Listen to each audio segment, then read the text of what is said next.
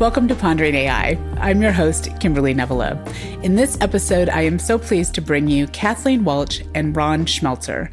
Kathleen and Ron are the dynamic duo behind Cognilytica, which is now a part of PMI, also known as the Project Management Institute. Today, we're going to be talking about the nature of AI, what is required to manage AI projects successfully, and perhaps engage in some critical discourse about the nature of critical thinking. So Ron and Kathleen, welcome to the show. Thanks for having us. We're so excited to be here. Yeah, thrilled to be here.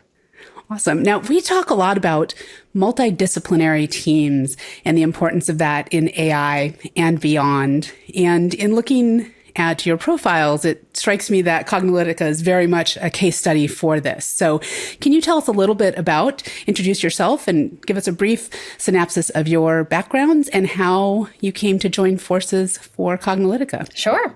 So I'll get started. I'm Kathleen Walch. I was one of the co-founders of Cognilytica, and which has now been acquired by PMI, Project Management Institute. So we're really excited about that. But Cognilytica started in 2017. And actually, Ron and I had been working together prior to that as well at Tech Breakfast, which was a morning demo style event where we would have different companies, a lot of startups, but different companies of all sizes come and demo and showcase what they were working on. And around 2016, 2017, we really started to see a lot of demos around AI. And we said, there's something here. This is really hot. And so we started a boutique analyst firm covering the AI markets, and then quickly realized that folks did not have a methodology for running and managing AI projects. So we developed the CPMAI methodology, the Cognitive Project Management for AI methodology. But I will let Ron talk a little bit more about his background and then the methodology as well, and kind of how we came to be at PMI. So thrilled to be on your podcast. And as you know, we're longtime podcasters. We have our AI Today podcast. Some of you might see it here in the background here. We have our little background presentation. One of the top 3 podcasts in AI, the series with well over 100,000 monthly downloads. And we've been doing 470 episodes. Oh my goodness, for so many years. And you know what? We'd never run out of things to say about AI. And it's always focused on what people are doing with AI today, hence the name AI Today podcast. And that's sort of how we had evolved this idea of running and managing AI projects. We were doing this podcast while we were working with clients who are working to put AI into production. Nowadays, pretty much anybody can pick up a tool and do something with AI. That was generative AI, the big revolution. But when we were talking in 2017, 2018, it still took teams of data scientists and machine learning engineers and all those sorts of folks to really make AI projects work. And when you spend all that time and effort and the AI project fails, as you know, 80% of AI projects fail, you don't want to be taking that risk. So we had to resurrect an old methodology that was more focused on data mining called CRISP-DM and say, well, it was great for data projects, but AI is a kind of data project, but we need more guidance on running AI projects. And so we developed the CPMAI, Cognitive Project Management for AI methodology in 2018, along with some government institutions and some financial and other industry folks who are putting into place. And since then, it's been fantastic. This is awesome. I am embarrassed to admit that I've been aware of CPM AI for a long time, but when I have talked to folks about it, I have said, oh, this is certified project management for AI. And just the other day, I was like, you've been saying that wrong for a really long time because it's cognitive project management. And I think that's important. So I want to come back to that point in a minute. But for folks who, we use the term AI, it's sort of the royal AI, and it means a lot of different things to different people. So just as a grounding, because we are going to be talking about what is sort of new, novel, and maybe not so new relative to project management of AI projects. When you guys say AI, what is included under that umbrella? Yeah, that's a great question. So actually, back in 2017, when we first started Cognilytica, a lot of people will get tripped up with what is AI, what is not AI. And we said, look, because there is no commonly accepted definition of AI, despite the fact that the term has been around since 1956. So around 2018, 2019, we actually said, why don't we just break it down one level deeper and say, rather than talking about, is this AI, is this not AI, what are we trying to do with it? And so we came up with the 7 patterns of AI as a way to say, what is it that we're trying to do? And then this helps you understand, is this a project that's suitable for AI? Is AI going to be the right solution or is it not? So at a high level, the 7 patterns, and they're in no particular order, right? Because we present it as a wheel. One is hyper-personalization. So this is treating each individual as an individual. So we can think about this with hyper-personalized content, right? Which is a marketer's dream, but also hyper-personalized education or healthcare or finance. Then we have our conversational pattern of AI. So this is machines and humans talking to each other. We think about AI-enabled chatbots in this pattern, also large language models. Then we have our pattern of AI. So this is being able to make sense, look at a lot of different data and be able to spot patterns in that data and outliers in that data. So we think of fraud detection. We have our recognition pattern. So this is making sense of unstructured data, which we think about how much data do we have at an organization. 80+% of that is unstructured. So think about emails, audio files, right? Like a podcast recording. None of that is going to be queryable. Then we have our autonomous pattern. So it's important to understand automation and autonomous are not the same. So the goal of the autonomous pattern is to pretty much replace the human. So we think about autonomous vehicles, for example. Then we have our goal-driven systems pattern. And so this is really around reinforcement learning and finding that optimal solution to the maze. And then we have predictive analytics. So that's not replacing the human, but helping them do their job better, looking at past or current data. Yeah, I really like this because it doesn't require us to, at all levels, be able to speak to the deep technology, but it also forces a bit more of a conversation to start with, as we always go back to, what problem are we trying to solve? Now, I'm going to break my own rule here right off the get and use the term AI broadly, and then allow you to bring some examples that are most relevant with the pattern that makes sense. But as we well know, people's perceptions of AI in any of these flavors vary, and their perceptions of what is required to bring these projects to fruition can very often differ from what really sort of happens on the ground. So in your experience, what are the biggest hurdles or roadblocks people perceive when it comes to AI? And then we'll turn the corner on what they're really going to run into. Well, there's a few things that are, we would say, like the actual roadblocks and then the perceived roadblocks, as you mentioned. Especially now that I would say generative AI has made AI available to the masses. And in many cases, even with or without you intending to use it, now there's like that little magic sparkle that you get in some document. And you're using AI to generate new text or new images or to do some analysis or to help you fix something. That's going to be the predominant mode. I think that most people are going to be interacting with AI just in the context of what they're doing every day. Those people won't see roadblocks per se, they'll just see capabilities. But the people who are building those tools, trying to make them work, as we say, there's like the common set of reasons why AI projects fail. A lot of times it's because of data availability, data quality, but also about trying to solve the right problem. Sometimes people throw AI at a problem when they don't need to throw AI at a problem, or it's not necessarily the best solution. And then, of course, there are issues around, product market fit and all the standard technology issues. So those, I would say, like the real practical roadblocks. But we also talk about fears and concerns, which are sort of the other reasons people don't want to use AI because of, well, we can talk about this. Like either they're afraid or concerned, or the business doesn't allow them to use it for many reasons. Exactly. And so we always talk about the fears and concerns related to AI because fears are more emotional based, but it's how they feel, right? So you can't diminish that because you can't tell somebody, oh, just go use AI. And they're like, well, I'm fearful of it. And you're like, who cares? We're not addressing that. So those are issues that we need to address. And also there's real concerns around AI as well. And so these are more maybe rooted in fact, where, where people are concerned around privacy, right? Data privacy, or that they are concerned around data usage. And, many companies are using this now. And so how is that going to impact their, life going forward. So we have to make sure that we address those fears and concerns. Both are important, right? And we don't want to diminish it, because when we do that, then we find that people just get even more resistant to it. And then we also have issues, like Ron said, where sometimes organizations are not being proactive about this. So they're saying, we're just going to have a blanket ban. And we said, okay, but then now you're going to have people that are using it under the radar. So this is going to continue to be a technology that people are embracing. And so we can't just ignore it and kind of sweep it under the rug and say, we're just going to have a blanket ban, because people are still going to use it. Mm-hmm. And how do you approach and talk about both fears and concerns at different levels of the organization? Because I have to imagine which fears and concerns bubble to the top, and the gaps that they perceive are very different.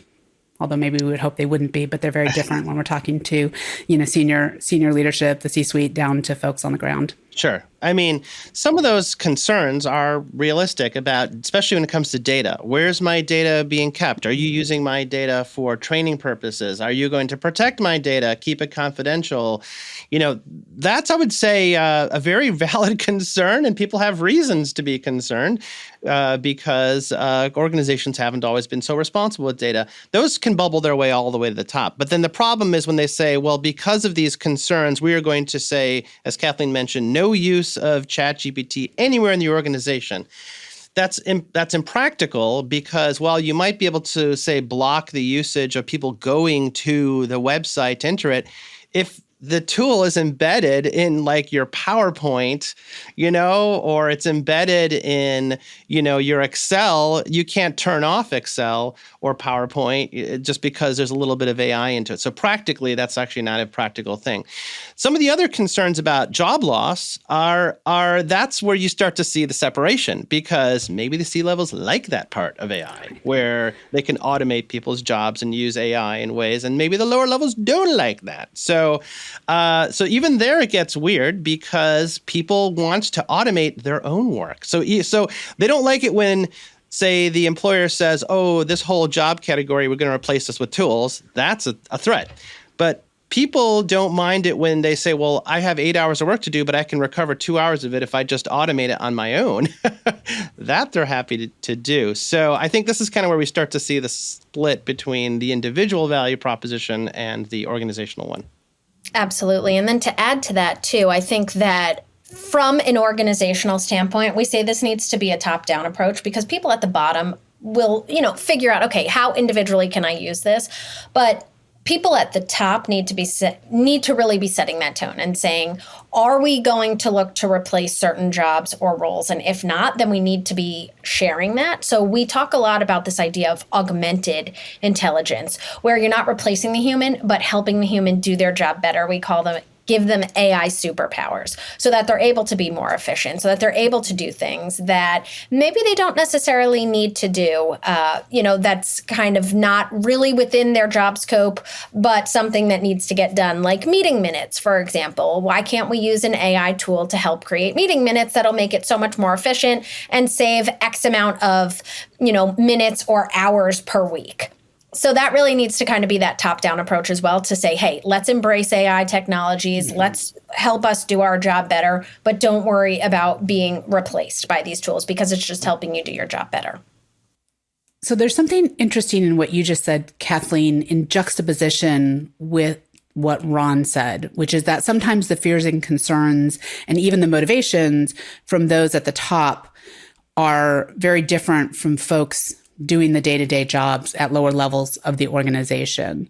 So I have to assume that when we say there needs to be a mandate from the top, we're not just saying that that's enough, but that folks in the C-suite or executive higher level decision makers should be signaling acceptance and promoting the use of AI, but that we should be working together with folks doing the job, doing the work, so that they can determine how to best apply artificial intelligence. Is that a fair approach or perspective? Yeah, it is. Another thing that we've talked about too, and this was related to RPA, robotic process automation, a number of years ago, but it is relevant for AI, especially when we're thinking about tools and technologies that we're going to be bringing in. Whenever we're looking to do that, we always want to have stakeholders involved and say, what are your real pain points? And then let's work to address that. So if your real pain points are meeting minutes, for example, and it's taking you 3 hours a day to summarize all of these meeting minutes, then let's bring in a tool to help. And let's immediately see that impact. Because whenever we talk about AI, we always want to be talking about that return on investment. So what is that return going to be? Because it's going, there's money, time, and resources involved to either build these AI solutions or even just to adopt these solutions. Not many things are free. So what is that going to look like? And say, what are our immediate pain points and how can we fix them? So how can we help us do our job better? That's how individuals need to be approaching this. And that's how organizations need to be approaching it too. When we're making bigger impacts to the organization, that's where you need to see that top-down approach. So we say, hey, we're going to be embracing this. We're not looking to replace you. We're not looking to reduce headcount by 10% because we're bringing in AI solutions. So that needs to be something that senior leadership continues to iterate with the team so that they feel secure, right, using these technologies. But then from that individual standpoint and kind of working your way up, say, what is it that I need to immediately solve to help me do my job better? And then what can be some of those medium and then longer term plays, and start bringing in those technologies. I think people would be, in some circumstances, well within their rights to be skeptical if management is coming at them with some of these things and saying, but it's okay, your job will be fine. It is somewhat of a, you will, if you're at the top level, need to prove it to some extent, because certainly what we see broadly, at least the PR around some of the commercial incentives doesn't align with that. And so in my mind, that's actually a lot of the hurdle that we get within organizations today. And so there's a lot of communication and change management. And then I think just showing up and proving that you're holding that promise with your employees. Now, that being said, I want to go back to the core concepts around CPMAI, cognitive project management, and which makes so much more sense. But anyway, what are you going to do? What were the specific aspects when it comes to managing an AI project that required this extension to good old-fashioned project management methodologies? The thing is that it's interesting. If you think about the things that's required to put any sort of technology project into work, you always have three things. You have the technology itself, so for AI, but it could be the web or mobile or some whatever else. You have the people who need to implement stuff, the developers, the designers, whatever it is. And then you have the process, which is the method you go about doing it. And the thing about it is, for websites, the process is pretty straightforward. You're building a website, you do the design, you put it online, it's pretty straightforward. But for AI, it gets a lot more complicated because the data determines how the system works. So you can have great people who are great data scientists, whatever. You can have great technology, the latest models, the latest technology. But if you use the wrong process, you will get a bad result. And it happens even to the best people. Andrew Ng is well known for talking about how they were put together a radiology activity where for landing AI, they basically built a system, an AI system to analyze radiology images, and it was working great at Stanford Hospital. And the moment they tried to use it somewhere else, it was failing terribly.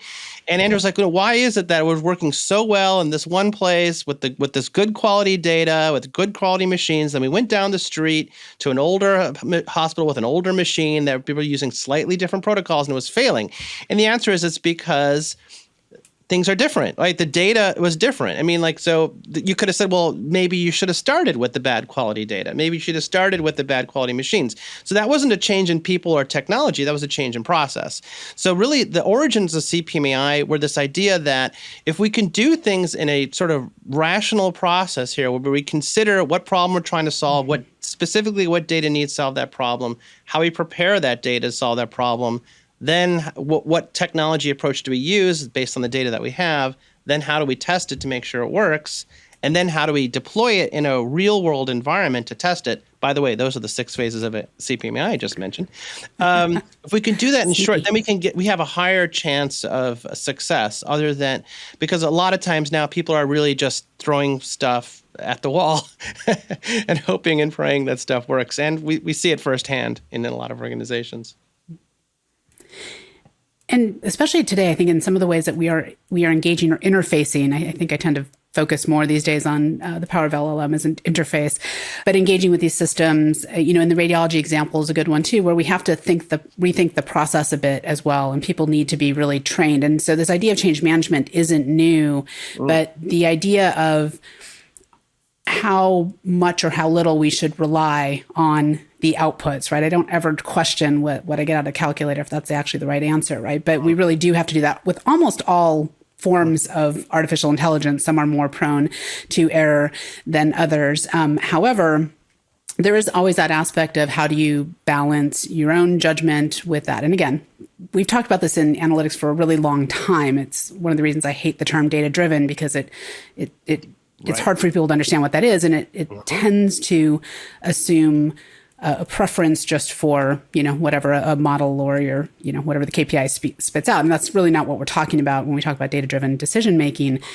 But I am wondering in what you see, is that understanding of how people interpret, understand, and then actually apply the outputs of these models, whether it's a recommendation or, it's a number, it's a metric. Does it require some extra care? Is that sort of organization, or I guess it's interpersonal change management perspective also heightened here? Yeah, I mean, AI is probabilistic, not deterministic, right? So you're never going to get 100% accuracy. And so you need to really understand. And that's why we say you have to have this step-by-step approach for running and managing your project. And so understand the data that goes into it, understand what problem you're trying to solve, and then understand the outputs as well. And this is where you can't, and it comes to anything. It comes to using AI technology or building AI technology. So large language models, I think everybody is playing with at this point in some shape or form, right? From personal or professional or both. And we always say, you have to apply critical thinking skills. You can't just take the response that it's given, especially the first response, and take it at face value. Apply some critical thinking there. Same thing happens when, even if you build an AI system, you need to continuously be iterating it. And there's something called model drift and data drift, right? Over time, your model will decay. Over time, the data that goes into this system may change. So you constantly need to be retraining this model. You need to be managing and monitoring that output. We always say AI is never a set it and forget it. And we say that a lot because it's really important to continue to stress that. Like, it is not a set it and forget it. We always like to have ripped from the headline examples where Ron brought up an example before, because if other organizations are getting this wrong, you will too if you don't think about this. So Air Canada, a few months ago, maybe almost a year ago at this point, said, hey, we need a large language model to be put on our website so it can be a chatbot that can answer any question to anybody any time of the day or night. Sounds great in theory, but in practice, the chatbot was actually getting answers incorrect. And same thing happened with New York City. They had a chatbot that was actually giving false information and illegal information about tenant laws. So you can't just set it and forget it. You have to make sure that it's giving the answers that you need. In the case of Air Canada, they were sued. They were brought to small claims court, sued, and lost. Same thing with New York City. They were getting a lot of bad press for this. So you need to make sure that you're checking the answers that come out of your AI systems, whether that's a chatbot, a large language model, or anything else that you're building, and constantly be making sure that it's staying, up to date. Use it as a tool, and really understand. That's why we say the 7 patterns of AI is so important too. So make sure you understand what problem you're trying to solve. Make sure that AI is the right solution, and then understand that it's probabilistic, not deterministic. And we have certainly, and folks will be familiar with the idea of model drift, with data drift. I wonder how much sort of people drift is something that we should be adding to this as well, right? Because and we used to talk about this again, way in the way back, with predictive systems, which is if we are successful in using these systems to influence people's behavior, their behavior will have changed. And therefore the basis of your model will have changed. And so even if your model is still running and doing what it was kind of aligned to do originally, it may no longer be in alignment with that. So there is that external factor as well, which comes into play. And I'm wondering if you see organizations addressing that explicitly, or is that, just part of doing business in their minds? It's really interesting insight. Sometimes people think of people drift as being represented in the model, like, people's behavior is changing. That's why the model's behaving differently. But nobody's thought about that explicitly, like thinking, well, it's not just because people are randomly behaving differently. Maybe they're actually changing their behavior. That's a big insight. Hey, ask Google about that, because that is changing their business model. People are starting to change their behaviors because they're stopping to search and they're starting to ask questions on LLMs, and that's hurting their fundamental business model, which is advertising. They're not getting as many search queries. I think that's a whole other question. But I think you're right. I think organizations now, as people start to get more day-to-day experience with AI, they will be changing their behavior. On the one hand, that's something you have to respond to. But on the other hand, that's actually a challenge for us as individuals. Sometimes I'm doing something and I'm like, wait a second, I think I could be doing this better if I just used a model, used an AI system. Maybe I'm like, why am I manually entering things into spreadsheets? Maybe I should just ask the model to do it. It's sort of a rewiring of our own behaviors. And I think it takes time for people to learn new behaviors. Of course, everything is changing simultaneously. So you learn something today. That doesn't mean 6 months from now, there may be a completely new model that can do something completely amazing that you couldn't have done 6 months ago. That might change your behavior even more. So I think we're at this really weird, hyper-accelerated timeline where everything feels like it's moving faster, because I think it is, but also people are responding faster to it, and then that's motivating other people to respond faster to it. And it's kind of like, what is it, the Red Queen theory, right? Where if you're not running, you're falling behind, right? So, and it just takes all the running you can do just to stay in place. And it feels that way. So if you as an individual are not staying up to date with AI tools and capabilities, you might find yourself like, Rip Van Winkle waking up and the world has changed around you. I don't know, do you have anything more to add to that? But that's kind of a cool insight, yeah.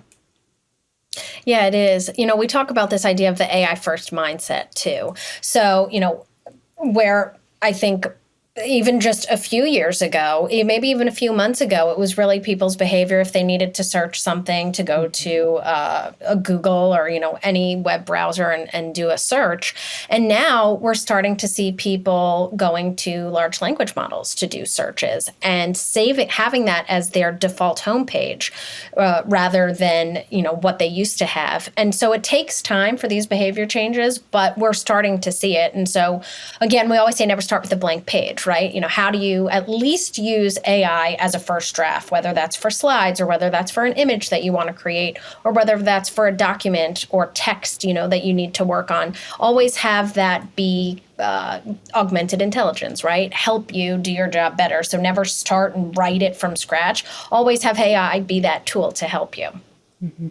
Now, particularly with LLMs, there is certainly a lot of, I think, justified concerns about things like their environmental impacts. And we've gotten a lot of hyperbolic statements about, we're never going to catch up with climate change, so we might as well just run as hard as we can. It doesn't matter if it uses a bunch of water because eventually it'll solve itself. I'm not sure. I actually still don't quite understand the logic behind this. I got to be honest, as is evidenced by my weird ramble there. But how are folks bringing in, or are they, I guess is an even better question, this concept of, ethical or responsible AI into the project? Oh, it is like one of the most important set of questions we can be asking about AI. And it's hard to talk about AI without talking about the ethical and responsible and trustworthy, transparent and governed and explainable and the impacts of AI on the environment. Mm-hmm. They're all so tightly connected. A while ago, we built what's called a trustworthy AI framework, because just like when we were talking about with AI, and it's a combination of a whole bunch of things, but if we just talk about it as one unique entity, it's kind of hard to really talk about it when you're trying to do something. Same thing with ethical and responsible AI. It's like there's a lot of interconnected ideas, but to talk about it all at the same time at the same level is hard because you want to do something about it. So we isolate it to there's ethical, straight up ethical concerns. Do no harm. Machines that are acting autonomously without our control, the super intelligent. These are things that are not really beneficial for humanity in any sort of way, shape, or form, except for the people who might want it to be like that. You're right. There's some psychopathy involved in that. But then there's also responsible use of AI. Like, for example, facial recognition. Is it good? Is it bad? It's neutral. There are good ways to use facial recognition, and there are bad ways to use facial recognition, right?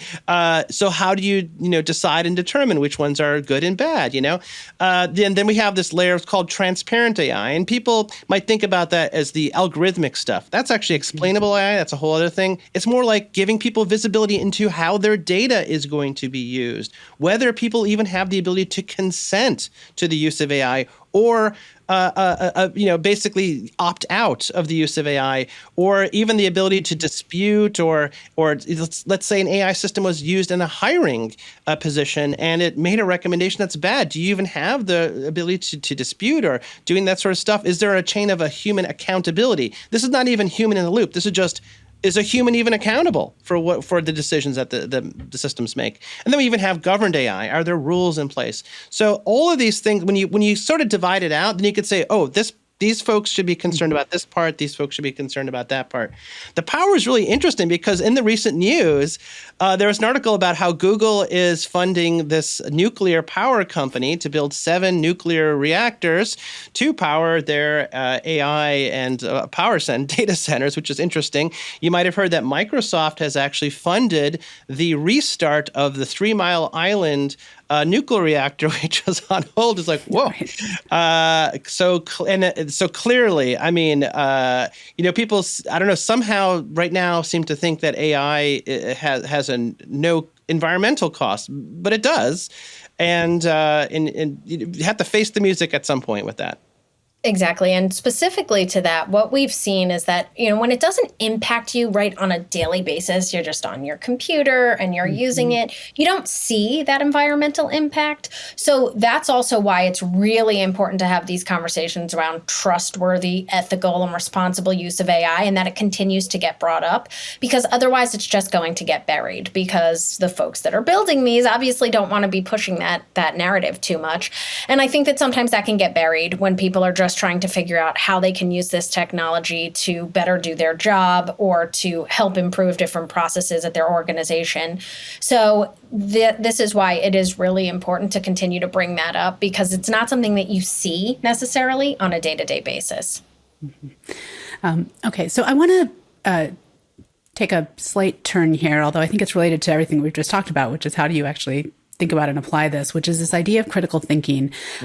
Somewhat like, the term data-driven back in the day, which, like I said, was my least favorite term, not because I didn't think it was valid, but because it didn't have a whole lot of definitive weight behind it, right? And so it was really unclear for folks. And so we hear a lot now about why critical thinking is so important in the age of AI, when we're both identifying, deploying, developing, consuming AI systems.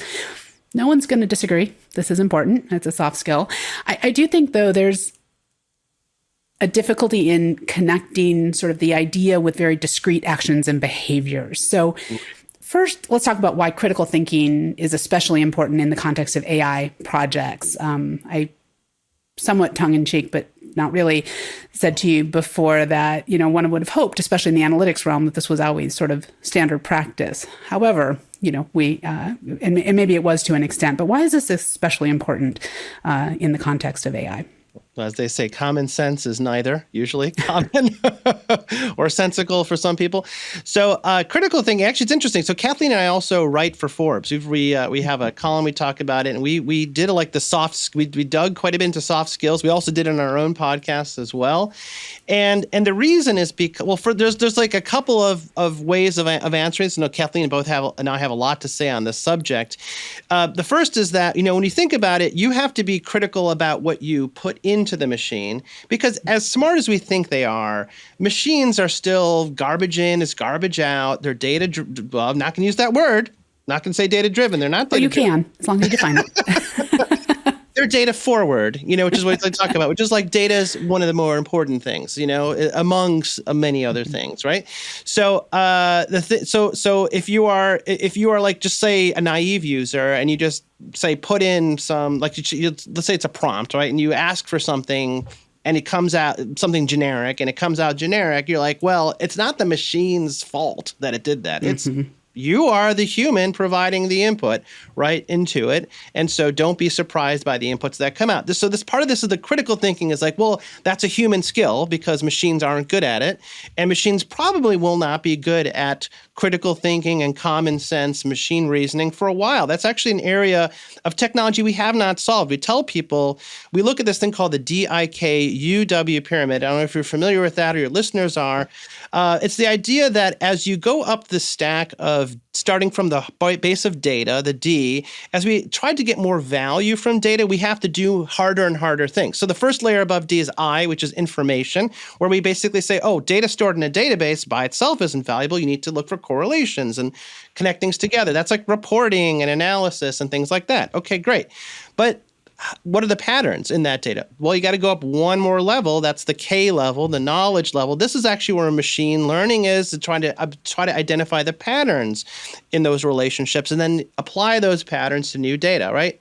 Then the next layer is the U layer, which is interesting because it's missing in many traditional diagrams that called it the DIKW pyramid, which is once you go from knowledge, you go to wisdom. It's like, well, you can't get to wisdom without understanding. And this is the problem we see with machines, is that they can sense the patterns, but they don't actually understand the patterns. So if you go into an LLM, although supposedly ChatGPT 01 has fixed this problem, but that's why they called it Project Strawberry, which for our listeners don't understand why it was called Project Strawberry for a reason. But if you ask an LLM to do math, it usually will get it wrong. Because like if you go, what's 3 plus 5 plus 27, times, you do all that and you're like, oh, look how stupid the LLM is. It can't get the math right. It's like, well, you're probably asking the wrong question because it's really just trying to predict tokens. It's not doing math. It doesn't understand math. It just uses its internet-trained quantity of data to figure out what it thinks the next tokens should be, the next words should be. So it doesn't even think of 3 and 5 and 7 as numbers. It thinks of them as words. And it's like looking up the answer to a math problem in a really big dictionary. It's probably not going to be there. And this is because the machines don't understand it. Now, the reason why ChatGPT's 01 was called Project Strawberry is because I say, how many R's are there in strawberry? It's kind of funny. You ask your kids that. Sometimes they get it wrong. It's like there's 3 R's in strawberry. But if you ask ChatGPT if you ask it now, it'll say there's 2. It just doesn't get it right. It doesn't understand that you're asking it to count the number of letters. 01 adds reasoning right now into this chain of thought, which that's the clue that we need that extra level. So this is a long way of answering your question that machines are not good at reasoning. They're not good at critical thinking. And that if the human is not doing it, you're kind of giving to the machine the thing that machines are really not very good at. But we could talk more about critical thinking on that topic. Yeah. So we also need to be thinking about, the responses that we're getting as well. So, Ron brought up some examples and you look at it and you go, oh, well, that's silly. It can't count the number of R's. But let's say that we're trying to have it help us, do something for work.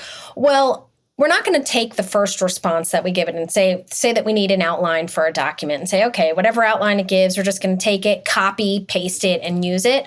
We've seen that. And sometimes it says like insert company name here or insert date here. And people will literally copy it and paste it into a document and then send it out. They're not going to read it. They're not going to check it for errors. They're not going to add in their own information. We always say dig one level deeper, right? Say what's the first response? Let's work to iterate this to get the response that we need. And that's where critical thinking skills need to be applied as well. So you have to say, how as a human am I going to dig one level deeper? How as a human am I going to work with the machine to make sure that I'm getting the responses that I want? And then at the end of the day, the human needs to own this, right? Because we can't just take a response that comes out of a large language model and say, okay, let's just copy it, paste it, never read it, never proofread it, never edit it, and just move forward. And it's tempting to do that because we look at this and we go, wow, they get such great results and wow, this looks so good. But if we're not actually really, applying those critical thinking skills, then we're doing a disservice. And so that's how, we put things out that have insert whatever here. So I'm gonna do my bad typical host no and ask 2 questions at once and let you guys pick from that. Which one is critical thinking something that can and should be taught? And if so, how do we approach that? And then secondarily, is there a relationship between our ability to think critically or critically critique the systems that we're being asked to engage with, and basic AI literacy. We'll split this one up and go for it. Sure. Yeah. So yes, critical thinking can be taught. And, we always talk about this idea of a lifelong learner, right? And this idea of a growth mindset. And so just because you're not in, K through 12 or higher education doesn't mean that you can't and shouldn't still learn. Critical thinking can and should be taught at all levels of education, but especially in your professional development and, your career. We have seen a lot of, different courses out there. Ron and I also talk about this on our podcast. We write about this, and people need to feel empowered that they should go out and learn this on their own. But it is something that absolutely can be taught and still needs to be, like a reflex, say, okay, just because I got this answer, is this right? Should I dig a level deeper?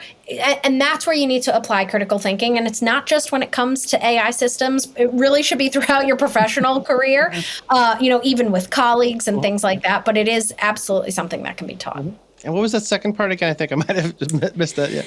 Yeah, so my question was, is there a critical link or a relationship between basic AI literacy and the ability to create appropriate critiques?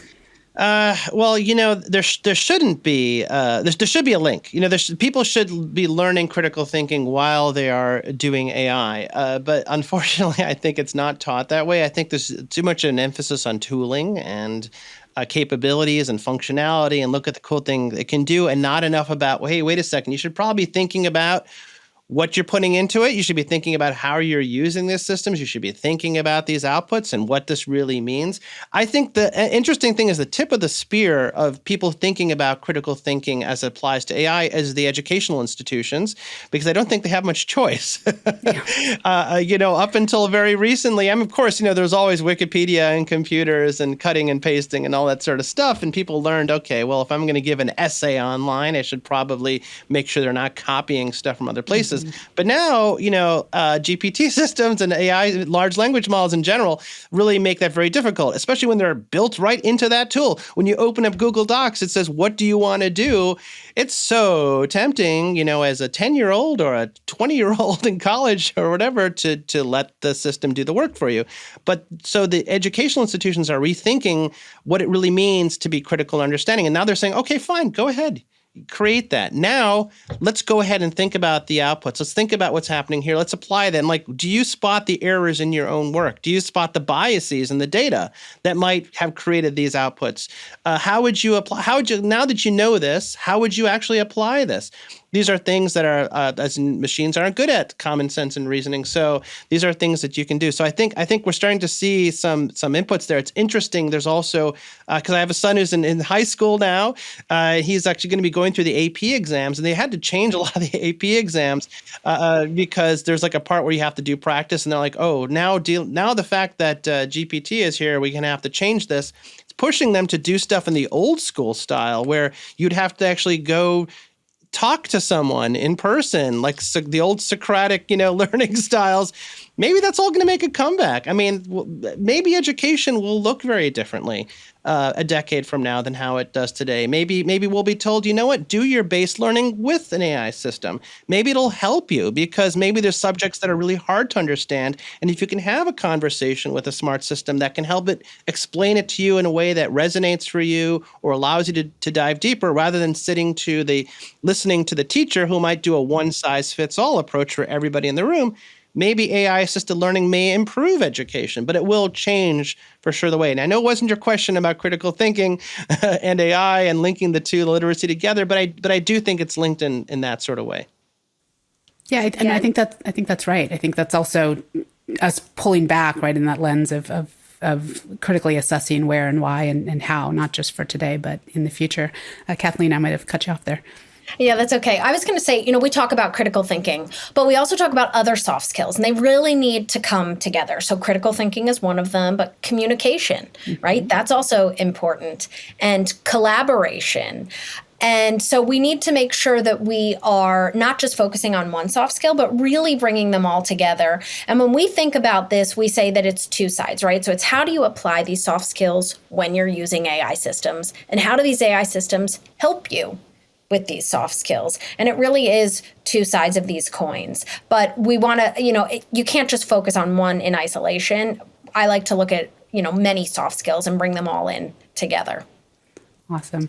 Well, I could go on asking you guys questions for a very long time, and I'm going to stop myself. I say that on every episode, which is just true. But any just sort of final words of wisdom for the audience based on what we've been talking about today? Yeah, I think the real first part is like now we're part of, PMI. That's actually part of the news making part is Cognilytica. We were independent for so long, writing this research and doing these podcasts and talking to so many companies and doing the training and certification on our own. And now we're like thrilled to have support of an organization that's been around for a while. They've been around since 1969, Project Management Institute, probably best known for their project management professional PMP certification. They have like 1.5 million certified. They have a lot of people. And I think like the thing I'd like to end the note on is that there are people in some industries that feel like they may have the luxury of maybe sitting out the AI conversation or waiting for AI to happen to them or their industry. We've talked to so many PMI chapters, for example, where we've gone and we talked about the 7 patterns or AI failures and things like that. And we get questions like, "Oh, how is this going to impact me in the next 5 to 10 years?" And we're like, 5 to 10 years. I think you'll be lucky if you have 5 to 10 months. And I think that's sort of the final note. Part of why it's good for us to be part of this big organization is because we have a bigger impact now. And I think that's what we're hoping is that to impact the world of folks who are trying to, make stuff happen, be successful, and basically say, hey, look, we're here to help you, give you the tools that you need, give you the support that you need. So that way, as is the Red Queen, not running as fast as you can just to stay in place, but, to get ahead of all these changes. Yeah, and I'd like to add that, we always say when it comes to using large language models, there really is such a low risk for failure because just play around with it, right? Even if you're like, oh, I don't want, this for work because I'm afraid, just play around with it on your own. The risk for failure really is low. Get better at prompting, get better at understanding, applying these soft skills when it comes to using these LLMs, and just keep up to date. Read on the topic, listen to podcasts like this or AI Today or other ones, because the world really is moving so fast. And so you want to make sure that you're staying up to date, that you understand how, at least at a high level, what AI is, right? Oh, okay, the 7 patterns of AI, and then how to apply this to do your job better. And for those project professionals that are looking to run and manage AI projects, make sure to look into CPMAI so that you have a step-by-step approach to actually be successful with running and managing AI projects. Yeah, fantastic insights. And we will make sure to provide links to all of those resources in your ongoing corpus of work, which has been astounding, so everyone can continue to learn from you. Thank you so much for your time today. It's been great. Thank you. We loved being on your show. Yeah, thank you for having us. Happy to spread the word of the Pondering AI podcast and get that out to our listeners as well. Likewise. Thank you. All right. So to continue learning from leading thinkers, advocates, and doers like Kathleen and Ron, subscribe to Pondering AI now. We're available on all of your favorite podcast channels and now also on YouTube.